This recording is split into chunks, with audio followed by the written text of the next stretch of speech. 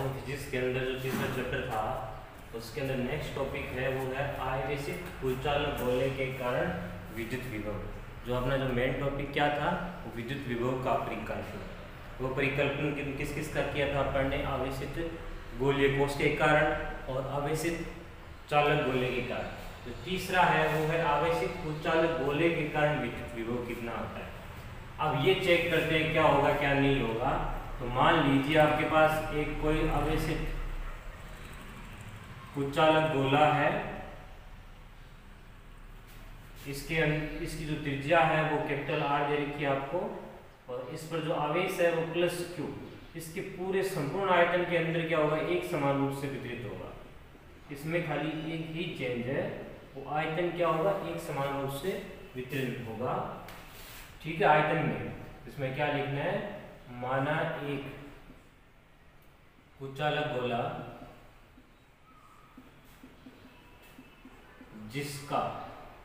जिसकी त्रिज्या capital R तथा प्लस Q आवेश एक समान रूप से इसके संपूर्ण आयतन में वितरित है। ठीक है, इसके कारण निम्न बिंदुओं पर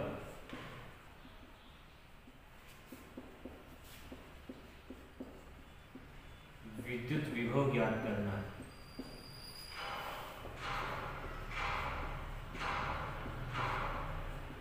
ठीक है, अब पहला बिंदु क्या होगा?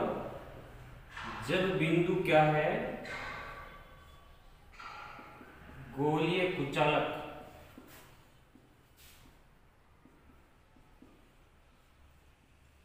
के बाहर स्थित हो। अब जब ये बाहर स्थित हो, इसका मतलब स्मॉल r की वैल्यू क्या लेनी है आपको? ग्रेटर देन r लेनी। इसमें आपके पास यही गोला जिसका केंद्र O, त्रिज्या R एक समान रूप से वितरित है, जो आवेश है वो एक समान रूप से वितरित है। इसके केंद्र O से एक P बिंदु है जो कि बाहर स्थित होगा, वो होगा R दूरी पर। सिंपल। तो यहाँ पे जो ये लिखना है, इसकी क्या लिखनी है? परिभाषा, यानी यूं को इस लैंग्वेज क्या लिखनी है, भाषा क्या लिखनी है? इसमें लिखना है माना कोई बिंदु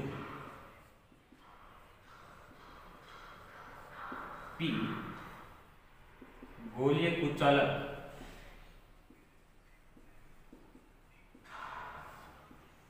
के बाहर इसके केंद्र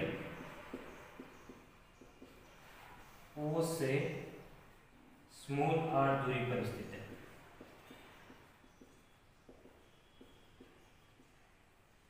अतः P बिंदु पर क्या निकालना है अपने को? P बिंदु पर विद्युत विभव निकालना है। इसके लिए क्या करोगे? तो विद्युत विभव है, इसमें क्या होता है? किया गया कार्य होता है, जिसमें लिखोगे विद्युत विभव V बराबर एकांक धनावेश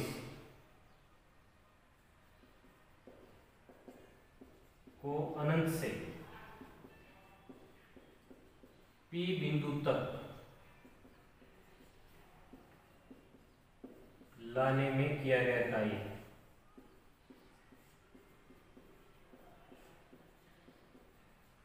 ठीक है, अब ये किया गया कार्य है, इसके लिए क्या करोगे? V इक्वल्स टू माइनस का क्या होता है अपने पास?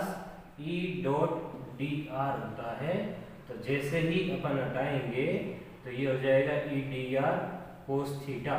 थीटा की वैल्यू 0 डिग्री है, तो अपने पास जो V की वैल्यू मिलेगी वो माइनस का क्या मिलेगा? E dr मिलेगा।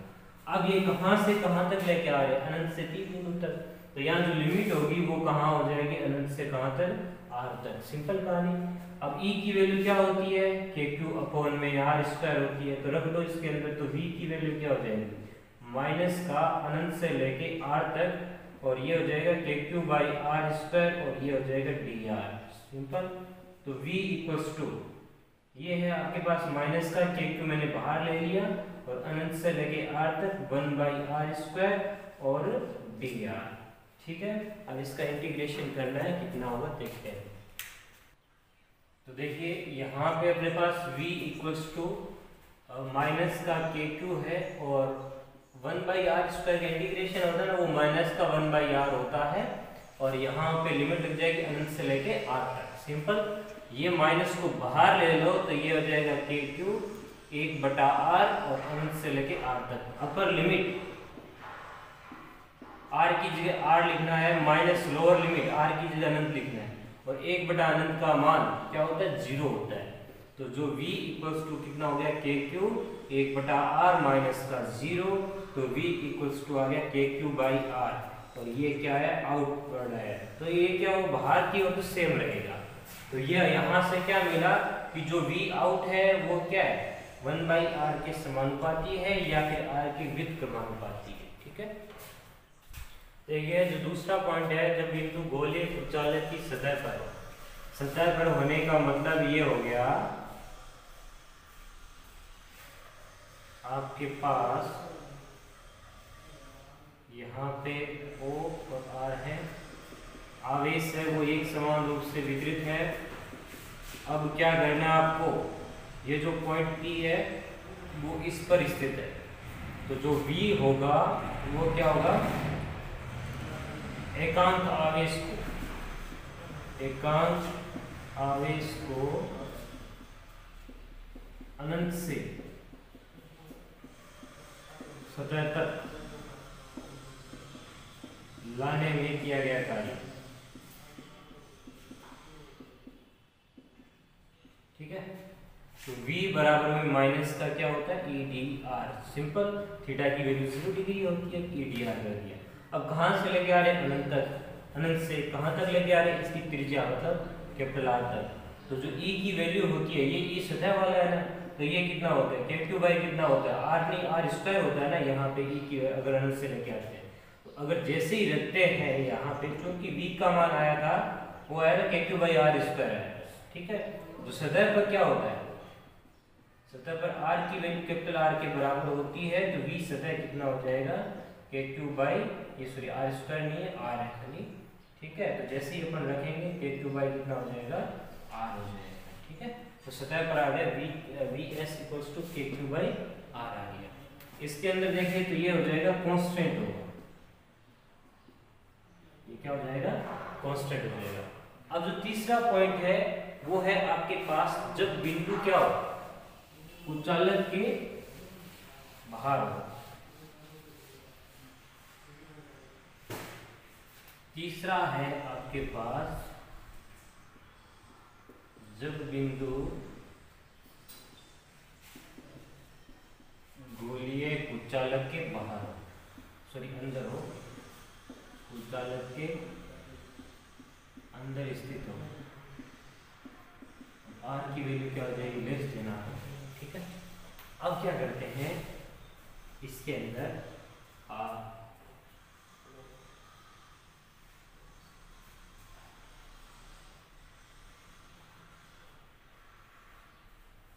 ये कोई गोला है जिसकी त्रिज्या r, आवेश से एक समान रूप से वितरित होगा। ठीक है। इसके केंद्र O से इसके अंदर ही जो पॉइंट है P है, और इसकी जो दूरी है वो केंद्र से r दूरी है। ठीक। अब इसके लिए निकालना है, तो यहाँ पे v बराबर क्या होगा, v बराबर अनंत से सतह तक प्लस सतह से अंदर तक, ये आएगा। अब यहाँ पे v बराबर अनंत से लेके आओगे, अनंत से कहां तक, सतह तक। यहाँ पे क्या आएगा e, और ये क्या हो जाएगा डी आर प्लस, अब क्या होगा, सतह से अंदर तक माइनस का, सतह ये अंदर तक कैपिटल आर, और यहाँ पे क्या हो जाएगा, ई डी आर हो जाएगा। ठीक है। अब देखिए यहाँ पे ये जो लगेगा ना, ये सतह वाला लगेगा, और यहाँ पे जो लगेगा वो लगेगा इन वाला लगेगा, और अंदर वाला लगेगा। ठीक है। अब क्या करते हैं, अब जब कुचालक गोले के कारण ई इन मतलब जो अंदर होता है विद्युत क्षेत्र वो शून्य नहीं होता, कुछ न कुछ होता है। तो कितना होता है वो अपन बात करेंगे। अब ये जो सतह वाला है ना, इसकी जो पहले आई थी वैल्यू वही आएगी। ये भाई अनंत से सतह तक है ना, दूसरा पॉइंट था वही आएगी। इसका मतलब दूसरा पॉइंट कितना था, KQ/R था, कर दिया। अब ये माइनस है और यहाँ से R से लेके स्मॉल r और यहाँ पे ई इन और यहाँ पे क्या क्या dr। अब रही बात ई इन की वैल्यू कितनी होती है कुचालक गोले के लिए, तो कुचालक गोले के लिए जो ई इन का जो मान होता है वो होता है KQ/R³ और यहाँ पे होता है स्मॉल r। सिंपल, KQ/R³ और यहाँ होता है स्मॉल r होता है। ठीक है, याद नहीं है तो देख लेना, आप पिछले वाले चैप्टर के अंदर किया था अपन ने। तो जो V = KQ/R माइनस ई इनका मान लिख दिया KQ/R³ और यहाँ लिख दिया R और ये लिख दिया dr। ठीक है, दोबारा लिख रहा हूँ,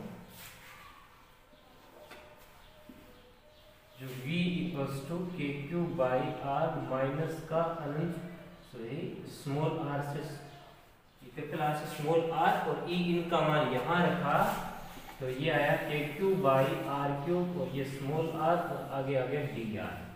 ठीक है, तो ये V = KQ/R माइनस ये कांस्टेंट है KQ/R³, ये कांस्टेंट अंदर बचा कैपिटल R और स्मॉल r dr बच गया। और V = KQ/R माइनस का KQ/R³ और यहाँ इसका करोगे तो R²/2 आएगा। ठीक है, और यहाँ कैपिटल R से स्मॉल r।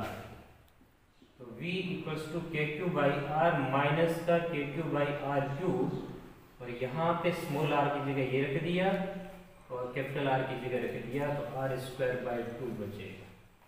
ठीक है, अब मैंने क्या किया, इसको अंदर भेज दिया तो V = KQ/R माइनस इसको अंदर भेजा तो ये आ गया KQ/R³ और ये 2 है तो 2 मैंने बाहर रखा और R² और माइनस और ये माइनस प्लस हो जाएगा। ये देखिए आप R³ यहाँ है और यहाँ पे खाली R है, माइनस माइनस प्लस हो गया और KQ/2R बचेगा। अब ये KQ/R और ये KQ/2R मतलब 1 और आधा बाई 2 है तो ये कितना हो जाएगा 3/2 होगा और यहाँ से मिलेगा KQ/R माइनस का KQ/2R³ और ये हो जाएगा R²। अब इसको और ज्यादा सिंप्लीफाई करते हैं, देखते हैं कितना होता है। ठीक है, तो देखिए वहां पे अपने पास है 3/2, तो देखो यहाँ से क्या कॉमन आ रहा है, यहाँ से जो कॉमन आ रहा है ना वो ले लो। तो V = मेरे पास आ रहा है KQ/2R, ये कॉमन आ रहा है। ठीक है, तो ये कॉमन आ गया तो यहाँ से बचेगा 3, ये देखिए 3 बच गया, माइनस यहाँ से क्या बचेगा R²/कैपिटल R² बचेगा, R²/कैपिटल R², ये बच गया। अब क्या करते हैं, इसको एलसीएम ले लेते हैं यहाँ पे। तो V = KQ/2R, यहाँ R² एलसीएम आ गया 3R² माइनस स्मॉल r²। ठीक है, तो V जो इन है वो कितना आया, इसको मैंने बाहर लिख दिया KQ/2R³ और 3R² माइनस स्मॉल r²। ये अपने पास V इन की वैल्यू है। अब क्या होता है कि जैसे जैसे R बढ़ेगा वैसे वैसे इसकी वैल्यू भी क्या होती जाएगी, कम होती जाएगी। ये सारे कांस्टेंट है तो ये R की वैल्यू अंदर होगा तो R की वैल्यू बढ़ेगी, R की वैल्यू बढ़ रही है तो जैसे जैसे बढ़ेगी तो ये इसमें से कम होगा, इसमें से कम होगा तो V इनका भी मान क्या होता जाएगा, कम हो जाएगा। ये तो है अंदर, लेकिन आपको बोले ना केंद्र पर कितना होता है। चौथा पॉइंट क्या है, ऐसे लिख सकते हैं अपन, केंद्र पर R का मान कितना होता है, 0 होता है। ठीक है, कोई पॉइंट दूरी नहीं होती तो R का मान 0 करोगे तो कितना हो जाएगा, मैं V केंद्र को VC लिखता हूँ सेंटर, तो यहाँ हो जाएगा आपके पास KQ/2R³ और ये 3R² माइनस ये हो गया 0 हो गया। तो यहाँ से काटापीटी हो रही है, R³ से R² जाएगा तो VC का मान 3/2 और के क्यू बाई कितना मिल गया, आर मिल गया, ये मिल गया केंद्र पर। तो इससे क्या पता चला, एक तो होता है सतह पर होता है खाली इतना के क्यू बाई आर, और यहाँ पे 3/2 ऑफ के क्यू बाई आर है। तो इससे अपने को क्या पता चला कि जो v केंद्र है वो कितना है, 3/2 ऑफ v से सरफेस, मतलब सतह पर जो होता है ना वो विभव उससे कितना गुना है, 3/2। 3/2 का मतलब 1.5 गुना ज्यादा होता है। तो केंद्र पर सबसे ज्यादा मिलेगा आपके यहाँ विभव का मान केंद्र पर सबसे ज्यादा हो जाएगा, वो कितना होगा, सतह से 1.5 गुना ज्यादा होगा। ठीक है, देखिए इसके अंदर आवश्यक कुचालक के कारण आपने जो वैल्यू प्राप्त हुई वो कौन कौन सी हुई। जो v आउट का मान था वो था के क्यू बाई स्मॉल आर। इससे क्या पता चला कि जो v आउट है वो समानुपाती है 1/r। बोल रहा हूँ तरीका, समानुपाती बोलूंगा 1/r के, अगर व्युत्क्रमानुपाती बोलना है तो v आउट है व्युत्क्रमानुपाती r के। ठीक है, 1/r बोलो समानुपाती और व्युत्क्रमानुपाती बोलो तो खाली r के बोलो। ठीक है, अब जो v सतह पर आया था वो आया था के क्यू अपॉन में कैपिटल आर आया था। ठीक है, जो कि क्या होता है, कांस्टेंट या फिर अचर बोलते हैं, ये चेंज नहीं होता क्योंकि ये कांस्टेंट होता है। क्यू आवेश एक बार दीजिए वो कांस्टेंट हो गया, आर उसकी त्रिज्या, गोले की त्रिज्या कभी चेंज नहीं होती। ऐसा नहीं है कि पिछड़ जाए या फिर फैल जाए, ऐसा नहीं होता। अब तीसरी बात होती है कि जो v इनका मान था वो कितना था, के क्यू अपॉन में 2r क्यूब और 3r² माइनस स्मॉल r², ये था।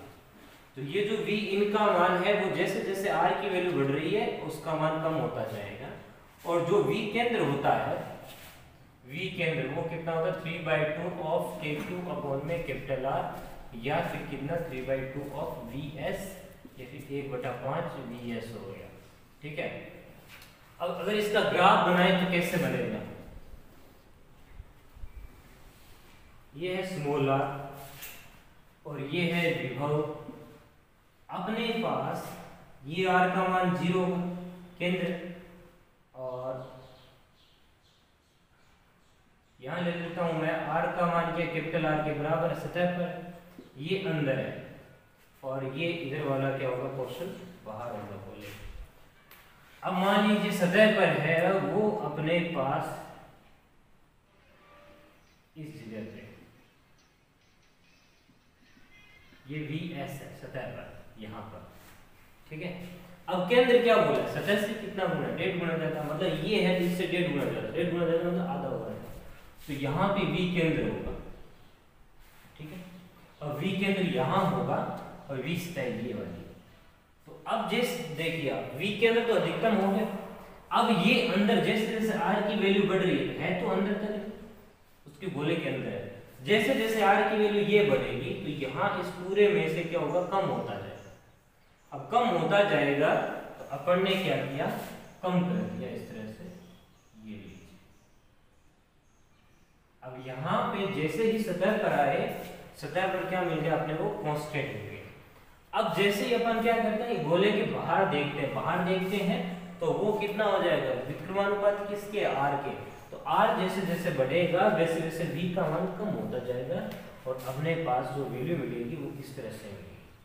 तो ये जो है वो v आउट है, और ये है v सतह, और यहाँ पे v इन, और ये आपके पास क्या हो गया, v सेंटर हो गया। इस प्रकार से अपने को क्या मिल रहा है, ग्राफ प्राप्त हो रहा है। ठीक है, अपना नेक्स्ट टॉपिक है वो है आवेशों के निकाय के कारण विद्युत स्थितिज ऊर्जा। स्थितिज ऊर्जा निकालना। स्थितिज ऊर्जा क्या होती है, स्थिति में परिवर्तन के कारण उत्पन्न ऊर्जा। गतिज ऊर्जा गति में परिवर्तन। अब स्थिति में परिवर्तन के कारण क्या कैसे होगा, मान लीजिए आपके पास दो आवेश है, या तो उसमें आकर्षण होगा तो वो पास में आएंगे, प्रतिकर्षण होगा तो दूर जाएंगे, तो दो स्थिति में परिवर्तन हो रहा है, तो उसकी वजह से अपने को क्या निकालना पड़ेगा, स्थितिज ऊर्जा निकालनी पड़ेगी। वो कितनी आएगी, देखिए आपके पास मान लीजिए एक आवेश है Q1 और यहाँ पे जो आवेश है वो है Q2। ठीक है, और ये दोनों क्या है, r दूरी पर स्थित है। इसके कारण अपने को क्या निकालनी, स्थितिज ऊर्जा निकालनी है। तो अब कैसे निकालेंगे स्थितिज ऊर्जा, सीधी सी बात है, ऊर्जा क्या होती है, कार्य होता है। अब कार्य कैसे निकालेंगे, कार्य निकालने के लिए फॉर्मूला क्या होता है, विभव से निकाल लेते हैं। v = क्या होता है, -w/q होता है। तो यहाँ पे w बराबर क्या हो जाएगा, vq हो जाएगा, ऐसे निकाल लेंगे माइनस। ठीक है, तो अपन क्या करते हैं, यहाँ पर किसी भी एक आवेश को अनंत से इस बिंदु तक लेके आते हैं, और बाद में क्या करते हैं, इन दोनों के बीच में जो किया गया कार्य होगा वो निकालते हैं। चलिए देखते हैं कैसे होगा।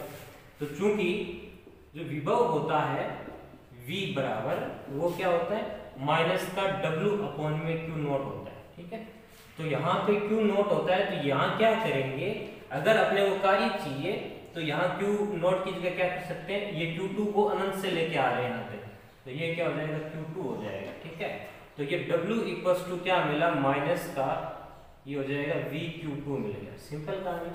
तो ये क्या होता है, किया गया कार्य होता है, किया गया कार्य वो क्या होता है स्थितिज ऊर्जा में, स्थितिज ऊर्जा के रूप में संग्रहित होता है। अर्थात ये बात हो गई कि स्थितिज ऊर्जा है ना, U को वैल्यू रख दिया मैंने, W रख दिया और माइनस का रख दिया मैंने VQ को। अब अपने को किया गया कार्य पहले क्या करते हैं, अनंत से लेके आते हैं, तो जो ऊर्जा में परिवर्तन होगा, स्थितिज ऊर्जा में परिवर्तन होगा वो ये होगा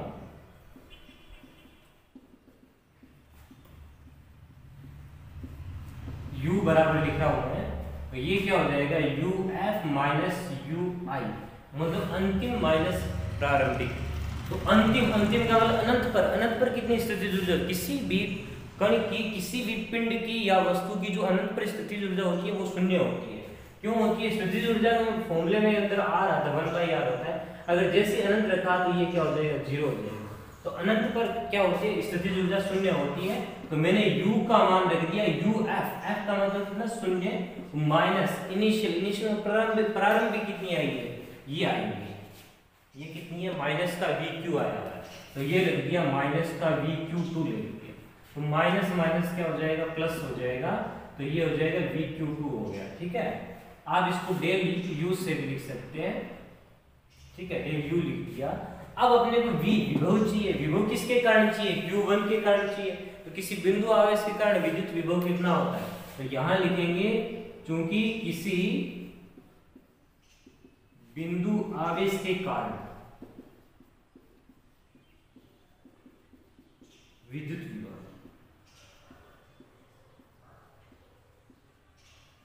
ठीक है, अब क्या होगा, V का मान होता है KQ अपॉन में R होता है, तो R होता है, तो यहाँ पे Q की जगह कौन है, यहाँ पे तो Q1 है, तो बिंदु आवेश कौन सा हो गया, यहाँ पे Q1 हो गया, तो ये जो हो जाएगी Q1, इसकी वैल्यू यहाँ रख दो, तो यहाँ रखेंगे तो अपने पास डेल U का मान कितना आएगा, ये हो जाएगा KQ1/R और यहाँ पे हो जाएगा Q2, तो डेल U जो मान आया मतलब स्थितिज ऊर्जा आई वो कितने आई KQ1 Q2 अपॉन में R, ये अपने पास फॉर्मूला आ गया। तो देखिए इसमें कुछ सिमिलरिटीज है, फॉर्मूले एक जैसे से, तो मैं आपको बता देता हूँ। अगर कोई मान लीजिए बल है, दो बिंदुओं के मध्य लगने वाला जो बल होता है वो तो लिखते हैं F = KQ1 Q2 अपॉन में R² के। अगर विद्युत क्षेत्र है तो वो लिखते हैं KQ अपॉन R² के। अगर विभव है तो ये लिखते हैं KQ अपॉन R, और स्थितिज ऊर्जा है तो वो लिखते हैं KQ1 Q2 अपॉन में R लिखते हैं। तो ये इस तरह से 4-5 फॉर्मूले एक जैसे से, उनमें डिफरेंस है वो क्या ये चेक कर लेना, ताकि ये आपके कंफ्यूजन नहीं हो। तो इसमें देखिए U का डेल U का मान KQ1 Q2 अपॉन R आ गया, तो ये स्थितिज ऊर्जा धनात्मक या ऋणात्मक हो सकती है, वो कैसे होगी वो अभी बात करते हैं। ठीक है, तो उस अपने पास जो स्थितिज ऊर्जा आई थी वो आई थी डेल U का मान KQ1 Q2 अपॉन में R आया था। अब इससे कुछ निष्कर्ष निकलते हैं। पहला क्या है, यदि Q1 व Q2 समान आवेश है, समान आवेश मतलब क्या हो गया, या तो धनावेश होगा या फिर क्या होगा ऋणावेश होगा। तो धनावेश होगा तो मैं ऐसे लिख रहा हूं समान धनावेश है, तो दोनों के बीच में तो क्या होगा डेल U का मान मतलब जो विद्युत स्थितिज ऊर्जा है वो क्या होगी धनात्मक होगी। तो विद्युत स्थितिज ऊर्जा धनात्मक होती है, और धनात्मक होगी तो किसके कारण होगा, तो उसके बीच में क्या होगा प्रतिकर्षण होगा, अर्थात आवेशों के प्रतिकर्षण के कारण।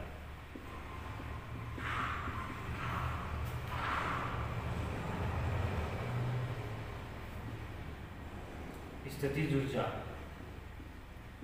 प्राप्त होती है। अब जैसे ही मान लीजिए प्राप्त होती है तो ज्यादा दूर तक चलेंगे। अगर मान प्रतिकर्षण ज्यादा है तो वो क्या हो जाएगी, धीरे धीरे स्थितिज ऊर्जा गतिज ऊर्जा में परिवर्तन हो जाएगी। तो इस स्थिति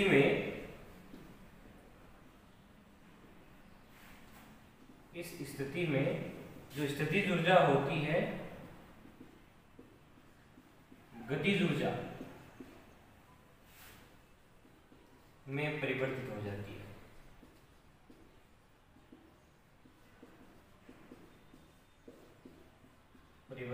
जाती है।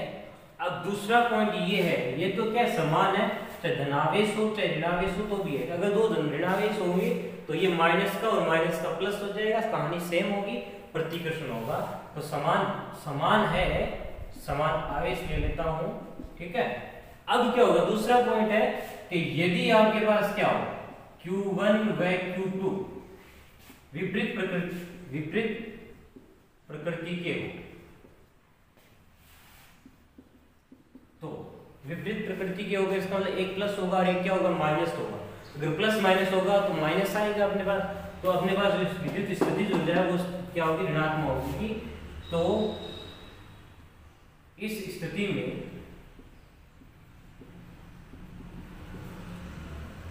विद्युत स्थितिज ऊर्जा ऋणात्मक होती है, और ऋणात्मक होती है तो उन दोनों के बीच में क्या होगा, आकर्षण होगा। और ये था, यह है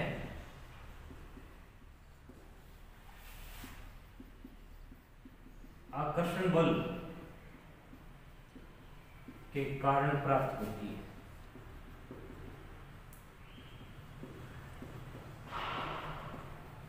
ठीक है, ये आपके पास 2 पॉइंट आएंगे।